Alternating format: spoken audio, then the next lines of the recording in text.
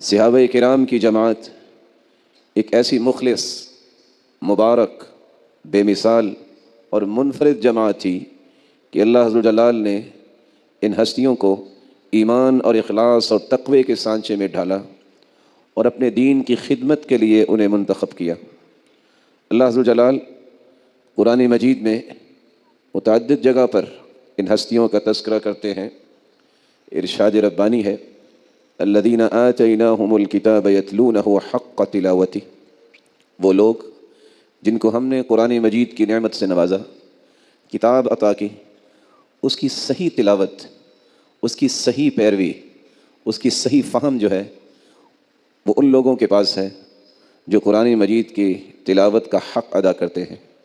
اس ضمن میں امام قتادہ ابن دعامہ السدوسی بیان کرتے ہیں کہ اللہ عز و جلال نے جن لوگوں کا تذکرہ کیا ہے، ہم اصحاب محمد، یہ رسول اللہ صلی اللہ علیہ وسلم کے ساتھی ہیں۔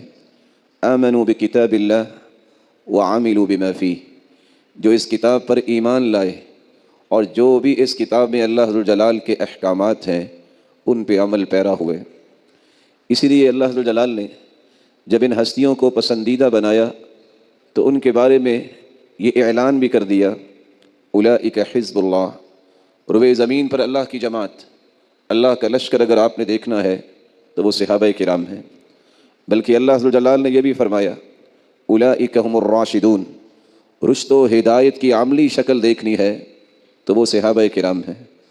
بلکہ اللہ عز و جلال نے ایک اور زاویے سے بھی مخلوق کو سمجھایا۔ دنیا میں جب بھی کسی شخص کا امتحان لیا جاتا ہے تو ایگزامینر وہی ہوتا ہے جو امتحان دینے والوں سے زیادہ پڑھا لکھا ہوتا ہے۔ ماسٹر کے امتحان لینے والا وہ اس سے زیادہ پڑھا ہوتا ہے۔ ایک شخص پی ایچ ڈی کا وائوے پہ بیٹھا ہے تو وہی شخص سوالات کرنے کا مجاز ہوتا ہے جس کی ڈگری اور جس کا ایکسپیرینس اس سے زیادہ ہوتا ہے۔ جب ان صحابہ کے امتحان کی بات آئی تو اللہ عز و جلال نے ان کا امتحان دنیا پہ چھوڑا ہی نہیں ہے۔ کیوں؟ کیونکہ روئے زمین پر کوئی ایسی ہستی تھی نہیں کہ جو ان کا امتحان لے سکے۔ تربیت دینے والے محمد مصطفیٰ صلی اللہ علیہ وسلم تھے۔ اس لیے اللہ عز و جلال نے فرمایا، اولئک الذین امتحن اللہ قلوبہم للتقوی، ان کا امتحان بھی اللہ نے لیا اور تقوی کے معیارات اللہ عز و جلال نے جو رکھے تھے ان میں پورے ہوئے۔ ساتھ ہی خوشخبری سنا دی کہ تقوی کے معیارات کو میٹ کرنے کے بعد لہم مغفرۃ و اجر عظیم، ان کے لیے مغفرت بھی ہے اور اجر عظیم بھی ہے۔